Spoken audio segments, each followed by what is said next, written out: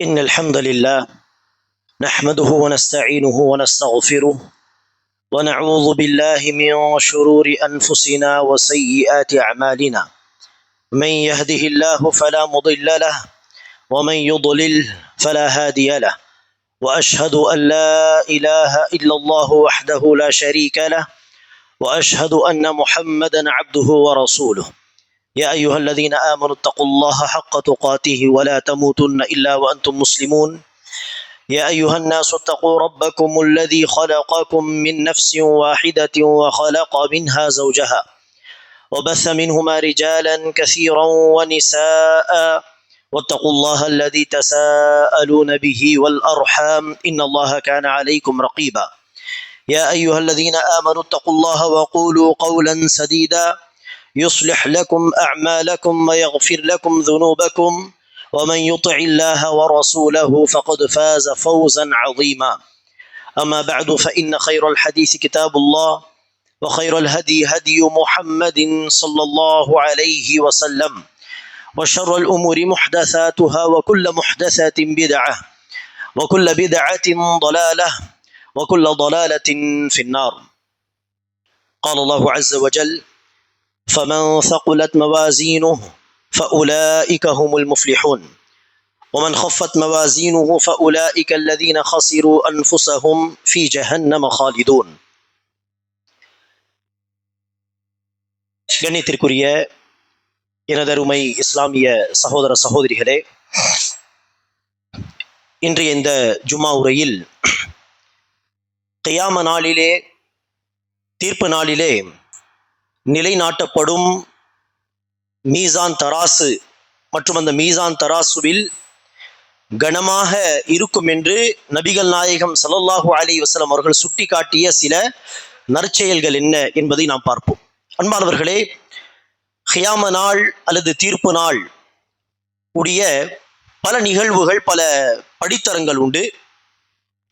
ஹஷர் மைதானத்தில் மக்கள் எழுப்பப்படுவது, எழுப்பப்பட்ட பிறகு நீண்ட நேரம் மனிதர்கள் யாவரும் காத்திருப்பது, அதில் நல்லடியார்களுக்கு அந்த ஹஷருடைய மைதானத்தில் நிற்பது நீண்ட நேரம் நிற்பது போல் தெரியாது இன்ஷா அல்லாஹ். ஆனால் குற்றவாளிகள், காஃபிர்கள், முனாஃபிகீன்களாக இருந்தால் அவரவர்களுடைய பாவங்களுக்கு ஏற்ப சிலருக்கு அது 50,000 வருடங்களுக்கு சமமான ஒரு நாளாக தெரியும், சிலருக்கு 1000 வருடத்திற்கு சமமான ஒரு நாளாக அது தெரியும். இந்த இரண்டு விஷயங்கள் அல்லாஹ் குர்ஆனிலே சொல்கிறான். அந்த தீர்ப்பு நாள் 50,000 வருடங்களுக்கு சமமானது, இன்னொரு வசனத்தில் அந்த தீர்ப்பு நாள் 1000 வருடங்களுக்கு சமமானது என்று இரண்டு விதத்தில் அல்லாஹ் சொல்கிறான். அதை நாம் எப்படி புரிந்து கொள்ள வேண்டும்? அவரவர்களுடைய பாவங்களுக்கு ஏற்ப சிலருக்கு அது 50,000 வருடங்களுக்கு சமமாக இருக்கும், சிலருக்கு 1000 வருடங்கள். நல்லடியார்களாக இருந்தால், நபிமார்கள், சாலிஹீன்கள் நல்லடியார்களாக இருந்தால் ஹஷர் மைதானத்தில் நிற்பது, காத்திருப்பது அவர்களுக்கு நீண்ட நேரமாக தெரியாது. ஹஷர் மைதானத்தில் அல்லாஹ் சுப்ஹானஹு வ தஆலா கேள்வி கணக்கை தொடங்கிய பிறகு முதல் கட்ட கேள்வி கணக்கு விசாரணை, இரண்டாம் கட்ட ஹிசாப் விசாரணை என்று அந்த விசாரணையை முடித்த பிறகு வரக்கூடிய கட்டம் தான் என்னது? மீசான் தராசு கொண்டு வரப்படும். நன்மைகளும் தீமைகளும் அந்த மீசான் தராசுவிலே எடை பார்க்கப்படும். மீசான் தராசுவில் அல்லாஹ் சுப்ஹானஹு வ தஆலா எடை பார்ப்பது, நன்மையை தீமையை எடை போட்டு காட்டுவது என்பது தீர்ப்பு வழங்குவதற்கு கிடையாது. அல்லாஹ் சுப்ஹானஹு வ தஆலா கேள்வி கணக்கிலே தீர்ப்பு சொல்லி இருப்பான். மீசான் தராசு எதற்காக என்று சொன்னால், அல்லாஹ் சுப்ஹானஹு வ தஆலா சொர்க்கவாசிகள் நரகவாசிகள் என்று தீர்ப்பு சொன்ன பிறகு யாருக்கு எவ்வளவு கூலி வழங்கப்பட வேண்டும், நன்மை என்று சொன்னால் எவ்வளவு கூலி, தீமைக்கு எவ்வளவு கூலி அல்லாஹ் சுப்ஹானஹு வ தஆலா வழங்க போகிறான் என்பதை மக்களுக்கு காட்டுவதற்காகவும், சொர்க்கவாசிகள் நரகவாசிகள் என்று அல்லாஹ் சொன்ன அந்த தீர்ப்பு தவறான தீர்ப்போ அநீதியான தீர்ப்போ கிடையாது, மாறாக அல்லாஹ் சுப்ஹானஹு வ தஆலா சொன்ன தீர்ப்பு சரியானதுதான் என்பதை மக்களுக்கு நிரூபிப்பதற்காகவும் அல்லாஹ் சுப்ஹானஹு வ தஆலா மீசான் தராசுவை நிலைநிறுத்துவான். மீசான் தராசுவை குறித்து அல்லாஹ் சுப்ஹானஹு வ தஆலா குர்ஆனிலும் பல வசனங்களிலே பேசுகிறான். உதாரணத்திற்கு சூரத்துல் அம்பியா அத்தியாயத்தின் 47வது வசனத்தில் அல்லாஹ் சொல்கிறான்: வனதஉல் மவாஸீனல் கிஸ்த லியௌமில் கியாமா. நீதியான முறையில் நன்மை தீமை எடை பார்க்கக்கூடிய அந்த தராசுவை அல்லாஹ் சுப்ஹானஹு வ தஆலா நிலை நிறுத்துவதாக அல்லாஹ் இந்த வசனத்தில் சொல்கிறான். நாம் அந்த தராசுவை நாளை மறுமை நாளிலே நீதியின் தராசுவை கொண்டு வருவோம். இன்னொரு வசனத்தில் அல்லாஹ் சுப்ஹானஹு வ தஆலா சொல்லும் பொழுது ஃபமன் ஸகுலத் மவாஸீனு, யாருடைய நன்மையின் தட்டுகள் நன்மையின் தராசு கனமாக இருக்குமோ ஃபஉலாயிக ஹுமுல் முஃப்லிஹூன், அவர்கள்தான் வெற்றி பெறுபவர்கள். ஃபமன் ஹஃபத் மவாஸீனுஹு, யாருடைய நன்மையின் தட்டு லேசாகி விடுமோ, தீமைகளின் தட்டு கனமாகி விடுமோ, நன்மையின் தட்டு லேசாகி விடுமோ, ஃபஉலாயிக அல்லதீன ஹஸிரு அன்ஃபுஸஹும், அவர்கள்தாம் கை சேதப்படுபவர்கள், அவர்கள்தாம் நஷ்டவாளிகள். ஃபீ ஜஹன்னம ஹாலிதூன், அவர்கள்தாம் நரகத்திலே என்றென்றும் அல்லது நீண்ட காலகட்டம் தங்கியிருப்பார்கள். அதே போல அல்லாஹ் சுப்ஹானஹு வ தஆலா வ அம்மா மன் ஸகுலத் மவாஸீனு, இன்னொரு சூராவிலே சொல்கிறான், யாருடைய நன்மையின் தராசு கனமாக இருக்குமோ ஃபஹுவ ஃபீ ஈஷத்திர் ராதியா, அவர்கள் தனக்கு பிடித்த வாழ்க்கையிலே திருப்தி தரக்கூடிய வாழ்க்கையில் இருப்பார்கள். வ அம்மா மன் ஹஃபத் மவாஸீனு, யாருடைய நன்மையின் தட்டு லேசாகி விடுமோ, பாவங்களின் தட்டு கனமாகி விடுமோ, ஃபஉம்முஹு ஹாவியா, அவர்களுடைய தங்கும் இடம் ஹாவியா தான். வமா அதராக மா ஹிய, அந்த ஹாவியா என்கிற அந்த விஷயம் என்ன என்று உமக்கு என்ன தெரியும், உமக்கு தெரியுமா? நாருன் ஹாமியா, அது கொழுந்து வெட்டெரியும் நரக நெருப்பு என்று அல்லாஹ் சுப்ஹானஹு வ தஆலா குறிப்பிடுகிறான். இன்னும் பல வசனங்களிலே அல்லாஹ் சுப்ஹானஹு வ தஆலா நன்மை தீமை எடை பார்க்கக்கூடிய அந்த தராசுவை குறித்து குர்ஆனிலே பேசுகிறார். ஹதீஸ் என்று எடுத்து பார்த்தாலும் பல ஹதீஸ்களில் நபி ஸல்லல்லாஹு அலைஹி வஸல்லம் அவர்கள் இந்த தராசுவை குறித்து, மீசான் தராசு சம்பந்தப்பட்ட விஷயங்களை குறிப்பிடுகிறார்கள். அதில் ஒரு ஹதீஸ் நபி ஸல்லல்லாஹு அலைஹி வஸல்லம் அவர்கள் சொன்னதாக இப்னு மஸ்ஊத் ரலியல்லாஹு அன்ஹு அவர்கள் அறிவிக்கிறார்கள். நாளை மறுமை நாளிலே அல்லாஹ் சுப்ஹானஹு வ தஆலா மக்களை விசாரிப்பான். அப்போது அவர்களுடைய நன்மைகளும் தீமைகளும் எடை பார்க்கப்படும். தீமைகளை காட்டிலும் ஒரு நன்மை அதிகமாக இருந்தாலும் அல்லாஹ் சுப்ஹானஹு வ தஆலா அவர்களுக்கு சொர்க்கத்தை வழங்குவான். அதே நேரத்தில் நன்மைகளை காட்டிலும் தீமைகள் அதிகமாக இருந்தால் அவர்களுக்கு நரகம். அடுத்து அல்லாஹ் சுப்ஹானஹு வ தஆலா நாடினால் அவர்களை மன்னிப்பான், அல்லது நீதியின் அடிப்படை நாடினால் அவர்களை தண்டிப்பான் என்று ஒரு ஹதீஸிலே நபி ஸல்லல்லாஹு அலைஹி வஸல்லம் அவர்கள் சொல்கிறார்கள். அன்பானவர்களே, இந்த மீசான் தராசு தொடர்பாக அல்லாஹ் குர்ஆனிலும் பேசுகிறான், ஹதீஸிலும் ரசூல் அவர்கள் பல விஷயங்களை சொன்னார்கள். மீசான் தராசு தொடர்பாக நன்மை தீமை எடை பார்க்கப்படும் என்பதாக அதை நாம் அப்படியே நம்ப வேண்டும். இது கியாம நாளில் நடக்கக்கூடிய ஒரு விஷயம். நன்மை தீமை எடை பார்க்கப்படும் என்று அல்லாஹ் சொல்கிறான். நன்மையும் தீமையும் எடை பார்க்கப்படும் என்று நபிகள் நாயகம் ஸல்லல்லாஹு அலைஹி வஸல்லம் அவர்கள் சொன்னதாக ஆதாரபூர்வமான ஹதீஸ்கள் இருக்கிறது என்று சொன்னால் ஒரு மூமினுடைய கடமை என்ன? அப்படியே அந்த விஷயத்தை நம்பிக்கை கொள்ள வேண்டும். ஆனால் முஸ்லிம்களில் யார் குர்ஆன் உடைய வசனம் வந்த பிறகும் அதே போல நபிகள் நாயகம் ஸல்லல்லாஹு அலைஹி வஸல்லம் அவர்கள் சொன்னதாக ஆதாரபூர்வமான ஹதீஸ், அது ஒரே ஒரு ஹதீஸா இருந்தாலும் சரி, அந்த ஹதீஸ் வந்த பிறகும் குர்ஆன் ஹதீஸுக்கு கட்டுப்படாமல், அல்லாஹ் சுப்ஹானஹு வ தஆலாவுக்கும் ரசூலுக்கும் கட்டுப்படாமல் தன்னுடைய சுய அறிவை கொண்டு வந்து புகுத்துவார்களோ அவர்கள் என்ன செய்வார்கள்? மீசான் தராசு சம்பந்தமாக மாத்திரமல்ல, பல விஷயங்களை குறித்து கேள்வி எழுப்புவார்கள். அவர்களுடைய அறிவை பயன்படுத்தி கேள்விகளை எழுப்பி குர்ஆனில் சொல்லப்பட்ட விஷயத்தை நிராகரிப்பார்கள். வசனங்களுக்கு சுய விளக்கங்களை, சுய வியாக்கியானங்களை தருவார்கள். ஹதீசுகளில் வந்திருந்தால் அந்த ஹதீசுகளுக்கும் தப்பான வியாக்கியானங்களை, விளக்கங்களை தருவார்கள், அல்லது ஹதீசுகளை அசால்ட்டாக மறுத்து விடுவார்கள். அப்படிப்பட்ட ஒரு கூட்டம் தான் முஅ்தஸிலா என்கிற ஒரு கூட்டம். அந்த காலத்தில் அவர்கள் ஒன்றல்ல இரண்டல்ல பல விஷயங்களை மறுத்தார்கள். அந்த கூட்டத்தார் இந்த மீசான் தராசுவை மறுத்தார்கள். எதற்காக மறுக்கிறீர்கள் என்று கேட்டால் அவர்கள் சொல்லக்கூடிய காரணம் என்ன? நன்மை தீமை என்பது என்னது? அது செயல்கள், சொல்லாக அல்லது செயலாக நாம் செய்து முடித்த காரியங்கள். அந்த சொல் செயலை எப்படி மீசான் தராசுவில் வைக்க முடியும்? அல்லாஹ் சுப்ஹானஹு வ தஆலா சொல்கிறான், நாங்கள் நன்மை தீமை எடை பார்ப்போம். நபி ஸல்லல்லாஹு அலைஹி வஸல்லம் அவர்கள் சொல்கிறார்கள், நன்மை தீமை எடை பார்க்கப்படும், மீசான் தராசு கொண்டு வரப்படும் என்று அல்லாஹ் ரசூல் தெளிவாக சொன்ன பிறகும் இந்த முட்டாள்களுடைய வேலையை பாருங்கள். அறிவை பயன்படுத்துகிறோம் என்கிற பெயரில் படு முட்டாள்தனத்தோடு என்ன செய்வார்கள்? செயல்படுவார்கள். ஆக என்ன சொல்கிறார்கள்? சொல் செயல் என்பது நாம் செய்து முடித்த காரியங்கள். அந்த காரியங்கள் என்ன பொருளா? அதை தூக்கி மீசான் தராசுவில் வைப்பதற்கு அது என்ன? பொருளாது கண்ணுக்கு தெரியக்கூடிய பொருளா மீசான் தராசுவில் வைத்து எடை பார்ப்பதற்கு அது காரியங்கள், சொற்கள், அந்த சொல்லையும் செயலையும் எப்படி தராசுவில் வைத்து தட்டில் வைத்து எடை பார்க்க முடியும் என்று கேள்விகளை எழுப்பி நினைச்சுகிறார்கள். குர்ஆனில் வந்த வசனங்களுக்கு ஏதாவது தப்பான விளக்கம், ஹதீசுகள் வந்தால் அந்த ஹதீஸை தூக்கி போடு. இதுதான் இந்த அறிவை பின்பற்றக்கூடிய மக்களுடைய லட்சணம் என்பதை நாம் புரிந்து கொள்ள வேண்டும். எதற்காக? நாம் அந்த போக்கில் போகக்கூடாது. இது குர்ஆன் ஹதீஸை அணுகக்கூடிய தப்பான வழிமுறை. இது குர்ஆன் ஹதீஸை விளங்கிக் கொள்வதற்கான சரியான வழிமுறை ஒருபோதும் அல்ல. இது பிதஅத்வாதிகளுடைய தவறான சிந்தனையில் உள்ள மக்களின் வழிமுறை. அல்லாஹ் சுப்ஹானஹு வ தஆலா ஏதோ இந்த கூட்டத்தாரை அழைத்து நீங்கள் செய்த நன்மைகளையும் தீமைகளும் நீங்களே எடை பார்த்து சொல்லுங்கள் என்று அல்லாஹ் ஏதோ இவர்களுக்கு பொறுப்பு தருவது போல், அதற்கு உடனே நான் எப்படி தன் நன்மை தீமையை எடை பார்ப்பது, எனக்கெல்லாம் அந்த சக்தி கிடையாது, சொல் செயலை போய் எப்படி நான் தட்டில் எடுத்து வைக்க முடியும், என்னால் அது முடியாது என்று அல்லாஹ் ஏதோ இவர்களுக்கு அந்த பொறுப்பை தந்து நம்மால் அப்படியெல்லாம் எடை பார்க்க முடியாதே என்று மறுப்பது போல் தெரிகிறது. எடை பார்க்கக்கூடியவன் அல்லாஹ் சுப்ஹானஹு வ தஆலா.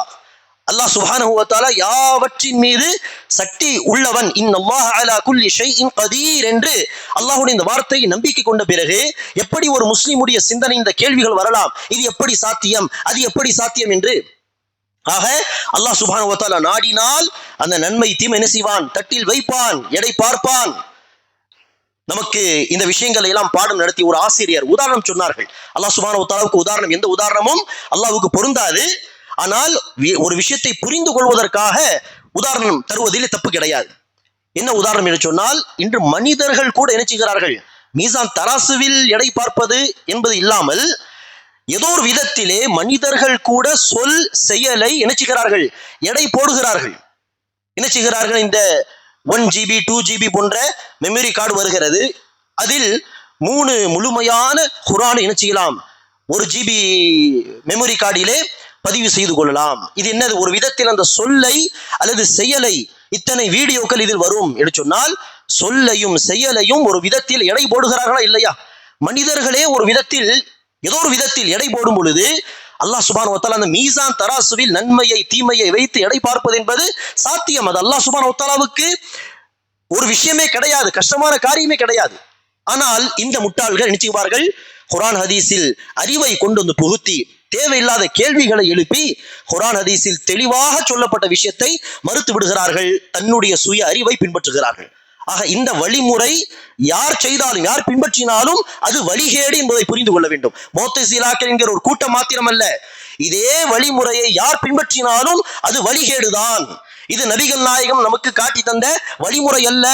குர்ஆனிலும் ஹதீஸிலும் மறைவான விஷயத்தை குறித்து ஒரு விஷயம் தெளிவாக நமக்கு சொல்லப்பட்டால் உடனே அதை ஏற்றுக்கொள்வது, நம்பிக்கை கொள்வதுதான் ஒரு மூமினுடைய அம்சம்.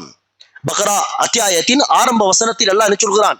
அல்லதீன யுமினூன பில் கைப் வ யுகீமூன ஸ்ஸலாஹ் வ மிம்மா ரஸக்னாஹும் யுன்ஃபிகூன். இந்த நல்லடியார்கள், இந்த இறை விசுவாசிகள், நம்பிக்கையாளர்கள் கைப் மறைவான விஷயத்தை அப்படியே நம்பிக்கை கொள்வார்கள், தொழுகையை நிலைநாட்டுவார்கள், நாங்கள் அவர்களுக்கு வழங்கிய செல்வத்தில் இருந்து அவர்கள் தாராளமாக செலவு செய்வார்கள் என்று அல்லாஹ் சுப்ஹானஹு வ தஆலா சொல்கிறான். ஆக அல்லாஹ் ரசூல் சொன்ன விஷயத்தை அப்படியே நம்பிக்கை கொள்வது நம்முடைய பொறுப்பாகும். அடுத்ததாக அன்பானவர்களே, மீசான் தராசு, அதில் நன்மை தீமை எடை பார்க்கப்படுவது குர்ஆன் ஹதீஸில் சொல்லப்பட்ட ஒரு விஷயம். அதை அப்படியே நாம் நம்பிக்கை கொள்கிறோம். அடுத்தபடியாக மீசான் தராசுவில் எல்லா நன்மைகளும் கனமாக தான் இருக்கும். தீமையும் எடை பார்க்கப்படும், நன்மையும் எடை பார்க்கப்படும். எந்த நன்மை செய்தாலும் அதற்கு அல்லாஹ் சுப்ஹானஹு வ தஆலா ஒரு எடையை, அதற்கு ஒரு வெயிட்டை தருவான். எல்லா நன்மைகளும் தராசுவில் நமக்கு பயன் தரக்கூடியதுதான். ஆனால் சில நன்மைகளை நபிகள் நாயகம் ஸல்லல்லாஹு அலைஹி வஸல்லம் அவர்கள் பிரத்யேகமாக ஹதீஸிலே சுட்டி காட்டுகிறார்கள். இது மீசான் தராசுவில் கனமாக இருக்கக்கூடிய அமல் என்று நபி ஸல்லல்லாஹு அலைஹி வஸல்லம் அவர்கள் சுட்டி காட்டுகிறார்கள். அத்தகைய அமல்கள் என்ன என்பதை நாம் இன்ஷா அல்லாஹ் அடுத்ததாக பார்ப்போம். அதில் முதலாவது அன்பானவர்களே, லா இலாஹ இல்லல்லாஹ் என்கிற கலிமத்து தௌஹீத், கலிமத்துல் இஹ்லாஸ், ஏகத்துவ கலிமா. இந்த கலிமா தொய்யிபா என்கிற பரிசுத்தமான இந்த வார்த்தைகள், அதை கொள்கையாக நாம் ஏற்று நடப்பது, இந்த விஷயம் மீசான் தராசுவில் மிக மிக கனமாக இருக்கும். இதை விட எந்த ஒரு நன்மையான காரியமும் கனமாக இருக்காது. காரணம், இதுதான் அடிப்படை கொள்கை, இதுதான் வானங்கள் பூமி படைக்கப்பட்ட நோக்கம். மனிதர்களுக்கு ஷரியத்து வழங்கப்பட்ட நோக்கமே இந்த தௌஹீதை நிலைநாட்டுவதுதான். நபிமார்கள் அனுப்பப்பட்ட நோக்கமே இந்த தௌஹீதை நிலைநிறுத்துவதுதான். மனிதர்கள் மரணித்த பிறகு உயிர்ப்பிக்கப்பட்டு விசாரணை நடத்துவது, சொர்க்கம் நரகம் என்று அல்லாஹ் சுப்ஹானஹு வ தஆலா அறிவிப்பது எல்லாமே இந்த தௌஹீதின் அடிப்படையில் தான். ஆக இந்த தௌஹீது தான், இந்த கொள்கை தான் தராசுபிலே மிக மிக கனமாக இருக்கும். இதை குறித்து நபி ஸல்லல்லாஹு அலைஹி வஸல்லம் அவர்கள் சொல்லும் பொழுது, முஸ்னத் அஹ்மத், திர்மிதி போன்ற கிரந்தங்களில் பதிவு செய்யப்பட்ட ஹதீஸ், நபி ஸல்லல்லாஹு அலைஹி வஸல்லம் அவர்கள் சொல்கிறார்கள், நாளை மறுமை நாளிலே அல்லாஹ் ஒரு அடியாரை அத்தனை அடியார்களுக்கு மத்தியில், அத்தனை படைப்பினங்களுக்கு மத்தியிலே கொண்டு வருவான். கொண்டு வந்து அந்த அடியார் செய்த பாவங்கள் எழுதப்பட்ட 99 ஏடுகள் கொண்டு வரப்படும். பாவங்கள் மாத்திரம் எழுதப்பட்ட 99 ஏடுகள். அதில் ஒவ்வொரு ரிஜிஸ்டர், ஒவ்வொரு பதிவு புத்தகமும் பார்வை எட்டும் தூரம், மத்தல் பசர், பார்வை எட்டும் தூரத்திற்கு அந்த ஒரு ரிஜிஸ்டர் இருக்கும் என்று சொன்னால் யோசித்து பாருங்கள் எத்தனை பாவங்கள் செய்து இருப்பார். அடுத்து அல்லாஹ் சுப்ஹானஹு வ தஆலா அந்த அடியாரை அழைத்து கேட்பான், உன்னிடத்தில் ஏதாவது காரணம் உண்டா? சொர்க்கத்திற்கு செல்வதற்கு ஏதாவது உன்னிடத்தில் காரணம் உண்டா? அந்த அடியாருக்கே நம்பிக்கை இருக்காது. என்ன செய்வார்? இல்லை யா அல்லாஹ், என்னிடத்தில் சொர்க்கத்திற்கு செல்வதற்கு எந்த ஒரு காரணமும் இல்லை. 99 பார்வை எட்டும் அளவிற்கு உள்ள பதிவு புத்தகங்களிலே வெறும் பாவங்கள் எழுதப்பட்டுள்ளது. அப்படி இருக்க சொர்க்கத்திற்கு செல்வதற்கு என்னிடத்தில் எந்த காரணமும் இல்லை. அல்லாஹ் சொல்வான், இல்லை, ஒரு காரணம் இருக்கிறது. பிறகு ஒரு சின்ன ஒரு கார்டு அல்லது ஒரு சின்ன துண்டு பேப்பர் மாதிரி கொண்டு வரப்படும். அல்லாஹ் சுப்ஹானஹு வ தஆலா சொல்வான், உன்னிடத்தில் ஒரு நன்மை உண்டு. அந்த அடியார் யோசிப்பார், இத்தனை 99 பார்வை எட்டும் அளவிற்கு உள்ள ரிஜிஸ்டர்களுக்கு முன்னால் இந்த ஒரு சீட்டை என்ன செய்யும், இந்த ஒரு கார்டு என்ன செய்யும்?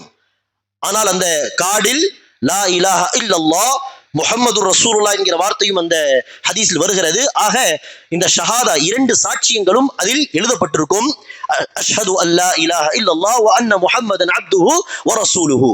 அந்த கலிமா நன்மையின் தட்டில் வைக்கப்படும், தீமையின் தட்டிலே 99 ரிஜிஸ்டர்கள் வைக்கப்படும். நபி ஸல்லல்லாஹு அலைஹி வஸல்லம் அவர்கள் சொல்கிறார்கள், அந்த 99 பாவங்கள் எழுதப்பட்ட அந்த பதிவு புத்தகங்கள் லேசாகிவிடும். இந்த கலிமத்து தௌஹீத் எழுதப்பட்ட அந்த ஒரு சீட்டு அல்லது அந்த ஒரு கார்டு கனமாக இருக்கும். அடுத்து ரசூல் அவர்கள் சொல்கிறார்கள், இந்த ஹதீஸை முடிக்கும் பொழுது, ஃபலா யஸ்குலு மஅஸ்மில்லாஹி ஷை, அல்லாஹ் சுப்ஹானஹு வ தஆலாவுடைய பெயருக்கு முன்னால் எந்த விஷயமும் கனமாக இருக்காது.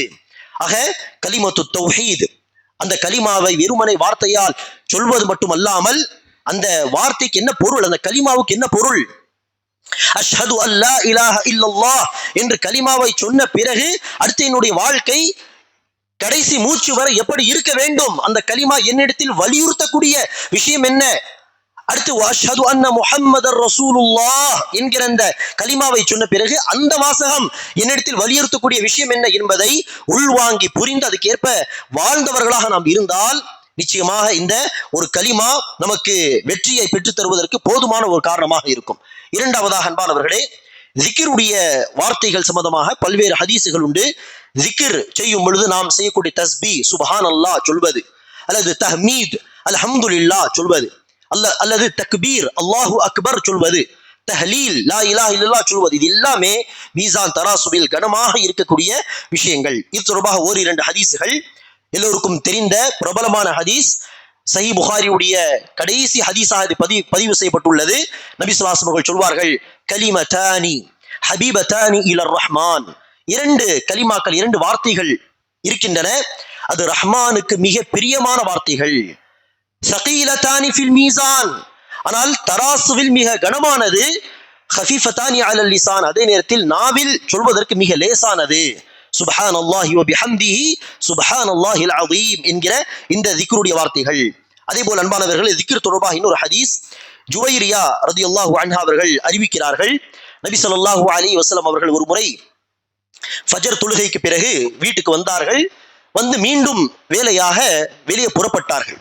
அப்போது ஜுவைரியா ரலியல்லாஹு அன்ஹா அவர்கள் வீட்டில் எங்கு பொதுவாக தொழுவார்களோ வீட்டில் உள்ள மஸ்ஜித், அதாவது தொழக்கூடிய இடம், அங்கு உட்கார்ந்தவர்கள் தொழுகை முடித்து திக்ர் செய்து கொண்டிருந்தார்கள். அப்போது ரசூல் அவர்கள் வீட்டை விட்டு வெளியேறுகிறார். வெளியே சென்று ஏதோ வேலைகளை முடித்து ரசூல் அவர்கள் வீட்டுக்கு திரும்புகிறார். வந்து பார்த்தால் அதே இடத்தில் உட்கார்ந்து ஜுவைரியா ரலியல்லாஹு அன்ஹா திக்ர் செய்து கொண்டே இருந்தார்கள் நீண்ட நேரம். ஜுவைரியா ரலியல்லாஹு அன்ஹா அவர்களை நீண்ட நேரம் திக்ர் செய்வதாக கண்ட நபி ஸல்லல்லாஹு அலைஹி வஸல்லம் அவர்கள் சொன்னார்கள், ஜுவைரியாவே, இங்கிருந்து நான் வெளியே போன பிறகு நான் சில வார்த்தைகளை, 4 வார்த்தைகளை நான் சொன்னேன். அந்த 4 வார்த்தைகளுக்கு அல்லாஹ் சுப்ஹானஹு வ தஆலா எனக்கு நீங்கள் இவ்வளவு நேரம் நீண்ட நேரம் திக்ர் செய்ததை விட அதிகமான கூலியை தந்துவிட்டால் அந்த வார்த்தைகள் மீசான் தராசுவிலே மிக கனமானது என்று ரசூல் அவர்கள் சொன்னார்கள். இதற்கு என்ன அர்த்தம் நாம் எடுத்துக்கொள்ளக் கூடாது. நீண்ட நேரம் திக்ர் செய்வதை விட்டுவிட்டு ரசூல் சொல்லி கொடுத்த வார்த்தைகளை 2 நொடிகள் சொல்லிவிட்டு புறப்பட்டு போக வேண்டும், அப்படி கிடையாது. ரசூல் அவர்கள் சொல்லிக் கொடுத்த வார்த்தைகளை கொண்டு அந்த நீண்ட நேரம் திக்ர் செய்தால் எவ்வளவு நன்மைகள் கிடைக்கும் என்பதாக நாம் அந்த ஹதீஸை எடுத்துக்கொள்ள வேண்டும். ஆக ரசூல் சொல்வார்கள், அந்த 4 அல்லது 3 வார்த்தைகள் அல்லது 4 வார்த்தைகளை நாம் சொன்னால் அது தராசுவில மிக கனமாக இருக்கும், நீங்கள் இவ்வளவு நேரம் செய்த திக்ர்களை காட்டிலும் என்பதாக ரசூல் அவர்கள் சொல்லிவிட்டு அடுத்த அந்த வார்த்தைகளை சொன்னார்கள். சுப்ஹானல்லாஹி வ பிஹம்திஹி அதத கல்கிஹி வ ரிதா நஃப்ஸிஹி வ ஸினத அர்ஷிஹி வ மிதாத கலிமாத்திஹி என்கிற இந்த வார்த்தைகள் என்பதாக நபி ஸல்லல்லாஹு அலைஹி வஸல்லம் சொன்னார்கள். இது சஹீஹ் முஸ்லிமுடைய ஹதீஸ். அதே போல அன்பானவர்களே, தராசுவில் மிக கனமாக இருக்கும் என்று ரசூல் அவர்கள் சொன்ன இன்னொரு அமல்தான் கடமையான தொழுகைகளுக்கு பிறகு சுப்ஹானல்லாஹ், அல்ஹம்துலில்லாஹ், அல்லாஹு அக்பர் என்கிற அந்த திக்ருகளை செய்வது. இது தொடர்பான ஹதீஸை பாருங்கள். நபி ஸல்லல்லாஹு அலைஹி வஸல்லம் அவர்கள் சொல்கிறார்கள், எவர் ஒருவர் கடமையான தொழுகைக்கு பிறகு 10 முறை சுப்ஹானல்லாஹ், 10 முறை அல்ஹம்துலில்லாஹ், 10 முறை அல்லாஹு அக்பர் என்று சொல்வாரோ, இப்படி ஐவேளை தொழுகையில் 5 முறையும் 10 தடவை இந்த திக்ருகளை செய்தால் நபி ஸல்லல்லாஹு அலைஹி வஸல்லம் சொல்கிறார்கள், இது நாவில் 150 வார்த்தைகள். நாவில் நாம் ஐவேளை தொழுகையில் இந்த 3 திக்ருகளை 30 என்று 5 தடவை நாம் சொன்னால் என்ன கணக்கு? 150 முறை. இது வார்த்தையில் 150 வார்த்தைகள். ஆனால் இதுவே தராசுவில் 1500 நன்மைகளுக்கு சமம் என்பதாக, ஒரு நன்மைக்கு குறைந்தது 10 மடங்கு நன்மை எழுதப்படும் என்கிற அந்த கணக்கிலே அத்தனை நன்மைகள் எழுதப்படும். மீசான் தராசுவிலே அது மிக கனமாக இருக்கும் என்பதாக நபி ஸல்லல்லாஹு அலைஹி வஸல்லம் அவர்கள் சொல்கிறார்கள். அடுத்ததாக அன்பானவர்களே, மீசான் தராசுவில் மிக கனமாக இருக்கக்கூடிய இன்னொரு விஷயம்தான் நற்குணங்கள், நல்ல பண்புகள், நல்ல அஹ்லாக். இது மீசான் தராசுவிலே மிக கனமாக இருக்கக்கூடிய ஒரு விஷயம். நபி ஸல்லல்லாஹு அலைஹி வஸல்லம் அவர்கள் ஒரு ஹதீஸிலே சொல்கிறார்கள், மா மின் ஷைஇன் அஸ்கலு ஃபில் மீசானி மின் ஹுஸ்னில் குல்க். நற்பண்புகளை விட மீசான் தராசுவில் எதுவும் கனமாக இருக்காது. அதாவது தௌஹீதுக்கு பிறகு, தௌஹீதுடைய கொள்கைக்கு பிறகு, அந்த கலிமாவுக்கு பிறகு அமல்கள் என்று வந்தால் நற்பண்புகளுக்கு அல்லாஹ் சுப்ஹானஹு வ தஆலா மீசான் தராசுவிலே அதிகமான வெயிட்டை கொடுப்பான், கனத்தை கொடுப்பான் என்பதை நபி ஸல்லல்லாஹு அலைஹி வஸல்லம் அவர்கள் சுட்டிக்காட்டுகிறார். அதே போல் அன்பானவர்களே, மீசான் தராசுவில் மிக கனமாக இருக்கும் என்று ரசூல் அவர்கள் சுட்டிக்காட்டிய இன்னொரு அமல் தான் உபை பின் கஅப் ரலியல்லாஹு அன்ஹு அவர்கள் அறிவிக்கிறார்கள். நபி ஸல்லல்லாஹு அலைஹி வஸல்லம் அவர்கள் சொன்னார்கள், மன் தபிஅ ஜனாஸத்தன் ஹத்தா யுஸல்லா அலைஹா வ யுஃப்ரக மின்ஹா ஃபலஹு கீராத்தான். எவர் ஒருவர் ஒரு ஜனாசாவை பின்தொடர்ந்து செல்கிறாரோ, எதுவரை ஜனாசா தொழுகை நடத்தப்பட்டு ஜனாசா தொழுகையிலும் கலந்து கொள்கிறார், பிறகு அடக்கம் செய்து முடிக்கும் வரை அதில் கலந்து கொள்கிறார் என்று சொன்னால் ஃபலஹு கீராத்தான், 2 கீராத்துகள் நன்மை அவருக்கு எழுதப்படும். வமன் தபிஅஹா ஹத்தா யுஸல்லா அலைஹா ஃபலஹு கீராத். யார் ஒருவர் தொழுகையில் மாத்திரம் கலந்து கொண்டு திரும்பி விடுகிறாரோ அவருக்கு ஒரே ஒரு கீராத் நன்மை எழுதப்படும் என்று சொல்லிவிட்டு அடுத்து ரசூல் அவர்கள் சொல்கிறார்கள், வல்லதி நஃப்சு முஹம்மதின் பியதி லஹுவ அஸ்கலு ஃபீ மீசானிஹி மின் உஹுத். நிச்சயமாக இந்த ஒரு கீராத் என்பது மீசான் தராசுவிலே உஹது மலையை விட கனமாக இருக்கும் என்று நபி ஸல்லல்லாஹு அலைஹி வஸல்லம் அவர்கள் சுட்டிக்காட்டினார்கள். அன்பானவர்களே, இந்த கலிமா சொன்ன பிறகு அந்த கொள்கையில் உறுதியாக இருப்பது, அல்லாஹ்வுக்கு எந்த விதத்திலும் ஷிர்க் செய்யாமல் இணை கற்பிக்காமல் இருப்பது, அதே போல சுப்ஹானல்லாஹி வ பிஹம்திஹி சுப்ஹானல்லாஹில் அஸீம் என்கிற திக்ருகளை அதிகமாக செய்வது, அதே போல தொழுகைக்கு பிறகும் சரி அல்லது படுக்கைக்கு போகும் பொழுதும் சரி சுப்ஹானல்லாஹ், அல்ஹம்துலில்லாஹ், அல்லாஹு அக்பர் என்கிற அந்த திக்ருகளை செய்வது, அதே போல சுப்ஹானல்லாஹி வ பிஹம்தி அதத கல்கி வ ரிதா நஃப்ஸி வ ஸினத அர்ஷி வ மிதாத கலிமாத்தி என்கிற இந்த வார்த்தைகளை கொண்டு அதிகமாக திக்ர் செய்வது, அதே போல பொறுமை, முசீபத்துகள் வரும் பொழுது பொறுமையை கடைபிடிப்பது, அதே போல ஜனாசா தொழுகையில் கலந்து கொள்வது, ஜனாசா தொழுகைக்கு பிறகு அடக்கம் செய்வதில் கலந்து கொள்வது, நற்குணங்களை கடைபிடிப்பது போன்ற பல விஷயங்களை நபி ஸல்லல்லாஹு அலைஹி வஸல்லம் அவர்கள் மீசான் தராசுவில் இது கனமாக இருக்கும் என்று சுட்டிக்காட்டிய அமல்கள். ஆக இந்த அமல்களை எல்லாம் அதிகமாக செய்து நாம் மீசான் தராசுவில் கனமாக இருக்கும் அமல்களை அதிகமாக நாம் சேர்த்து கொள்ள வேண்டும். நம்முடைய பதிவு புத்தகங்களிலே அதிகமான இத்தகைய அமல்கள் எழுதப்பட்ட நிலையில் நாம் அல்லாஹ்வை சந்தித்தால் நிச்சயமாக அல்லாஹ் சுப்ஹானஹு வ தஆலாவை சந்திக்கும் பொழுது பாக்கியசாலிகளாக நாம் சந்திப்போம். அல்லாஹ் சுப்ஹானஹு வ தஆலா நம் அனைவருக்கும் அந்த தௌஃபீகை தருவானாக. ஆமீன். أقول قولي هذا واستغفر الله لي ولكم ولسائر المسلمين من كل ذنب فاستغفروه إنه هو الغفور الرحيم.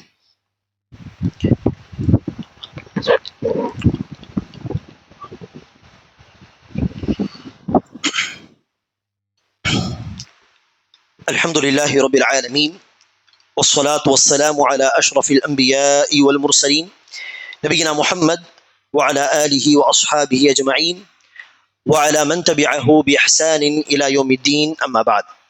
கண்ணியமிக்க சகோதர சகோதரிகளே, மீசான் தராசுவிலே நன்மைகளும் தீமைகளும் எடை பார்க்கப்படும் என்று குர்ஆன் ஹதீஸில் சொல்லப்பட்டுள்ளது. இது நிச்சயமாக நடக்கும். மீசான் தராசு கொண்டு வரப்படும், அதில் நன்மை தீமை எடை பார்க்கப்படும் என்பதிலே சஹாபா பெருமக்கள் மத்தியிலோ அல்லது சஹாபா பெருமக்களுடைய கொள்கையில் தொடர்ந்து பயணித்த நேர்வழி பெற்ற தாபீன்கள், தபு தாபீன்கள், இமாம்கள் மத்தியிலோ எந்தவித கருத்து வேறுபாடும் கிடையாது. அதாவது மீசான் தராஸ் என்பது உண்மை, அதில் நன்மை தீமை எடை பார்க்கப்படுவது என்பது உண்மை என்பதில் எந்த கருத்து வேறுபாடும் கிடையாது. ஆம், இது அடிப்படை கொள்கை. இதற்கடுத்து அந்த நன்மை தீமை எப்படி எடை பார்க்கப்படும் என்கிற விஷயம் இருக்கிறது அல்லவா, அது அடிப்படை கொள்கையில் வராது. மாறாக என்னது, கொள்கை சார்ந்த கிளைகள் என்று சொல்லலாம். அது சம்பந்தமாக ஓர் இரண்டு கருத்துகள் அறிஞர்கள் மத்தியில் காணப்படுகின்றன. சில அறிஞர்கள் சொல்வார்கள், மீசான் தராசுவில் நன்மை தீமை எடை பார்க்கப்படும் என்று சொன்னால் என்ன அர்த்தம்? அந்த அமலையே, அந்த சொற்கள் செயல்கள் அதையே அல்லாஹ் அந்த தட்டில் வைப்பானா, மீசான் தராசுவில் வைப்பானா, அல்லது நன்மை தீமை எழுதப்பட்ட அந்த ஏடுகள் அந்த தராசுவில் வைக்கப்படுமா என்று சொன்னால் சில அறிஞர்கள் சொல்வார்கள், நன்மை தீமை எழுதப்பட்ட அந்த ஏடுகள் தான் வைக்கப்படும். அதற்கு ஆதாரம் அந்த 99 ஏடுகள், இன்னொரு பக்கம் அந்த கலிமா எழுதப்பட்ட ஒரு சின்ன சீட்டு என்கிற அந்த ஹதீஸ். இன்னும் சில அறிஞர்கள் சொல்வார்கள், இல்லை, நன்மை தீமையை அல்லாஹ் என்ன செய்வான், அந்த மீசான் தராசுவில் வைப்பான். அதற்கு ஆதாரம் என்ன? 2 வார்த்தைகள். அது நாவில் மிக லேசானது, சொல்வதற்கு ரஹ்மானுக்கு மிக பிரியமானது, அதே நேரத்தில் தராசுவில் மிக கனமானது. அங்க அந்த கலிமா எழுதப்பட்ட அந்த வார்த்தைகள் எழுதப்பட்ட சீட்டு அல்லது அமல்கள் எழுதப்பட்ட பதிவு புத்தகம் என்று சொல்லவில்லை, அந்த வார்த்தை கனமாக இருக்கும் என்றுதானே சொன்னார்கள் என்று சொல்வார்கள். நாம் என்ன செய்ய வேண்டும்? இந்த கருத்தையும் எடுத்துக்கொள்ள வேண்டும், அந்த கருத்தையும் எடுத்துக்கொள்ள வேண்டும். காரணம், எல்லாமே ஹதீஸில் சொல்லப்பட்டதுதான். நபி ஸல்லல்லாஹு அலைஹி வஸல்லம் அவர்கள் ஹதீஸிலே பதிவு புத்தகங்கள் வைக்கப்படும் என்றும் சொல்லியிருக்கிறார். இந்த வார்த்தை கனமாக இருக்கும், இந்த அமல் கனமாக இருக்கும் என்று நேரடியாகவும் சொல்லியிருக்கிறார். அல்லாஹ் சுப்ஹானஹு வ தஆலா நாடினால் அந்த பதிவு புத்தகங்களையும் எடை பார்த்து காட்டுவான், எடை போட்டு காட்டுவான். அல்லாஹ் சுப்ஹானஹு வ தஆலா நாடினால் நேரடியாக அந்த சொற்களையும் செயல்களையும் தூக்கி அல்லாஹ் அந்த தட்டில் வைப்பான். அல்லாஹ் சுப்ஹானஹு வ தஆலா தன்னுடைய நாட்டுப்படி அதை செய்வான் என்று எல்லா கருத்துகளையும் எல்லா ஹதீஸுகளையும் நாம் எடுத்துக்கொள்ள வேண்டும். ஆக அன்பானவர்களே, இப்படி சில கிளைகள் தொடர்பான விஷயங்களில் கருத்து வேறுபாடு இருந்தால் அது தவறு கிடையாது. ஆனால் அடிப்படை கொள்கையிலேயே கருத்து வேறுபாடு, சஹாபாக்கள் சஹாபாவுடைய வழிமுறையில் பயணித்த தாபீன்கள், தபு தாபீன்கள், இமாம்கள், முஹத்திஸீன்கள் எந்த விஷயத்தை மறுத்ததே கிடையாதோ அப்படிப்பட்ட அடிப்படை விஷயத்தை கூட அறிவை பயன்படுத்தி மறுத்து விடுவது, நிராகரிப்பது என்பது வழிகேடு, பகிரங்கமான வழிகேடு என்பதை நாம் புரிந்து கொண்டு குர்ஆன் ஹதீஸில் வந்த விஷயங்களை நாம் அப்படியே நம்பிக்கை கொள்ள வேண்டும். அந்த நம்பிக்கைக்கு ஏற்ப நாம் நடக்க முயற்சிக்க வேண்டும். ஆக மீசான் தராசுவில் எல்லா நன்மைகள் எடை பார்க்கப்படும், தீமைகளும் எடை பார்க்கப்படும். ஆக தீமைகளின் தட்டு லேசாக இருக்கும் விதத்திலே தீமைகளை தவிர்த்து கொள்ளும் மக்களாகவும், நன்மையின் தட்டு கனமாக இருக்கும் விதத்திலே அதிகம் அதிகம் நன்மையான காரியங்களில் போட்டி போட்டு நன்மையான காரியங்களை நோக்கி முந்தி செல்பவர்களாகவும் நாம் இருக்க வேண்டும். அல்லாஹ் சுப்ஹானஹு வ தஆலா நம் அனைவருக்கும் அந்த பாக்கியத்தை தருவானாக. ஆமீன். ரப்பனா ஆத்தினா ஃபித் துன்யா ஹஸனா வ ஃபில் ஆখিরাতি ஹஸனத்தன் வ கினா அஸாபன் நார். அல்லாஹும்ம ஆதி அன்ஃபுஸனா தக்வாஹா வ ஸக்கிஹா அன்த கைரு மன் ஸக்காஹா அன்த வலியுஹா வ மௌலாஹா. அல்லாஹும்ம அஇஸ்ஸல் இஸ்லாம் வல் முஸ்லிமீன் வன்சுரில் இஸ்லாம் வல் முஸ்லிமீன். அல்லாஹும்ம اغفر لنا وللمؤمنين والمؤمنات والمسلمين والمسلمات وألف بين قلوبهم وأصلح ذات بينهم وانصرهم على عدوك وعدوهم. اللهم لعن الكفرة الذين يصدون عن سبيلك ويكذبون رسلك ويقاتلون أولياءك. اللهم خالف بين كلمتهم وزلزل أقدامهم أقدامهم وشتت شملهم وفرق جمعهم وأنزل بهم بأسك الذي لا ترده عن القوم المجرمين. اللهم إنا نجعلك في نحورهم ونعوذ بك من شرورهم. اللهم صل على محمد وعلى آل محمد كما صليت على إبراهيم وعلى آل إبراهيم إنك حميد مجيد. اللهم بارك على محمد وعلى آل محمد كما باركت على إبراهيم وعلى آل إبراهيم إنك حميد مجيد. وآخر دعوانا الحمد لله رب العالمين.